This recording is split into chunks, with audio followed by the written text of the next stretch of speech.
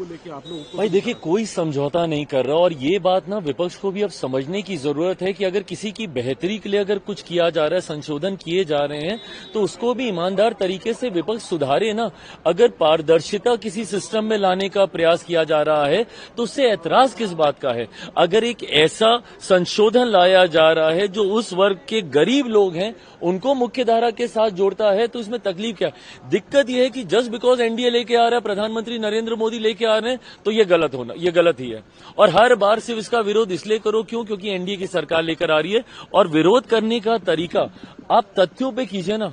आज मुझे बता दीजिए कितने ऐसे विपक्ष के सांसद हैं जिन्होंने तथ्यों की बात की। उन्होंने सिर्फ एक जनरलाइज स्टेटमेंट दिया कि मुसलमानों के विरोध में है ये सरकार, मुसलमानों को खत्म करना चाहती है, मुसलमानों को हाशिए पे फेंकना चाहती है। हम लोग के ऊपर भी वही आरोप। आप मुझे बताइए, मैं रामविलास पासवान का बेटा हूं। मेरे नेता, मेरे पिता ने अपनी पार्टी को समाप्त कर दिया 2005 में, मुस्लिम मुख्यमंत्री बिहार में बने, उसकी पैरवी करते करते। उस वक्त कहां थी ये तथाकथित सारी सेक्युलर पार्टियां? क्यों नहीं आ गए ये समर्थन में? आज मेरी धर्मनिरपेक्षता के ऊपर, आज मेरे सेक्युलरिज्म के ऊपर आप सवाल खड़े करते हैं, बट उन लोगों का आप साथ देते हैं जिनको सच्चर कमेटी की रिपोर्ट कहती है कि भैया मुसलमान की बदहाल परिस्थिति के जिम्मेदार ये लोग हैं। कांग्रेस का आप साथ देंगे, राजद जैसी पार्टी का साथ देंगे जिन्होंने खुद वक्त को लेकर, लालू जी का बयान वायरल है आज की तारीख में, हर कोई जान रहा है उन्होंने क्या कहा क्या नहीं। और विपक्ष की ये आदत बन गई है डराने की लोगों को। इन्होंने इसी तरीके से डराते डराते सीए के बारे में इन्होंने भ्रम फैलाने का प्रयास किया कि वो नागरिकता छीन लेगा। कौन से मुसलमान की नागरिकता छीन ली गई मुझे बताइए। मैंने सदन के इसी पटल में मैंने बोला था कि हाथ कंगन को आरसी के आने वाले समय में पता चल जाएगा किसकी नागरिकता गई। इतना समय हो गया, कौन से मुसलमान की नागरिकता छीन ली गई? धारा 370 हटाने को लेकर इसी तरीके का भ्रम फैलाया गया। हर बार लोगों को सिर्फ डरा कर, और आज पुनः अगले 2 साल में पता चल जाएगा ना, 2029 में हम लोग फिर जाएंगे चुनाव में। 29 के चुनाव में परिणाम दिख जाएंगे। अभी बिहार का चुनाव है 6-7 महीने के बाद, उसमें पता चल जाएगा भैया।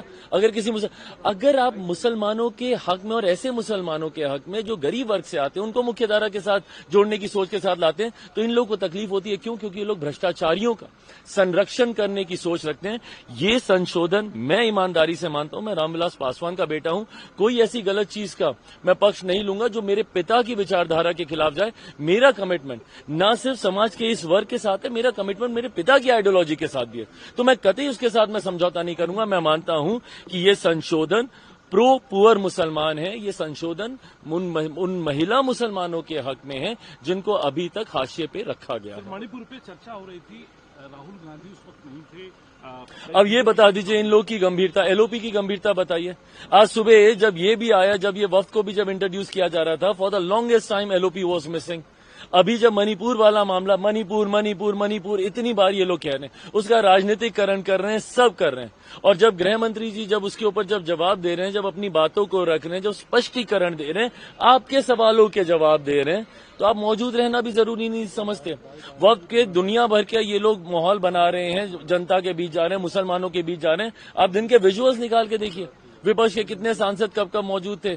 और खास तौर पर एलओपी की भूमिका, भाई you have to be present in the house, counter us every time, then you say that कि ये स्पीकर आपको बोलने नहीं देते, सरकार आपको बोलने नहीं देती। आप रहिएगा तब तो आप बोलिएगा, आप रहेंगे नहीं तो बोलेंगे कब?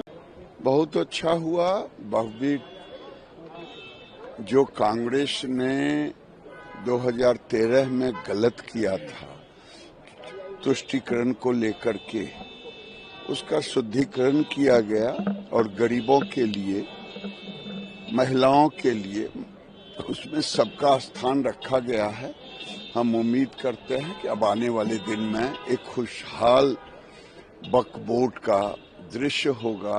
इन्हें की जमीन हड़पो नहीं, बल्कि गरीबों को जमीन पर हक मिले। दादा, विपक्ष कह रहा है कि बुलडोज किया गया है संख्या के बल पे। ये नहीं, उनका तो कहने का काम है, किसी को बुलडोज नहीं किया गया।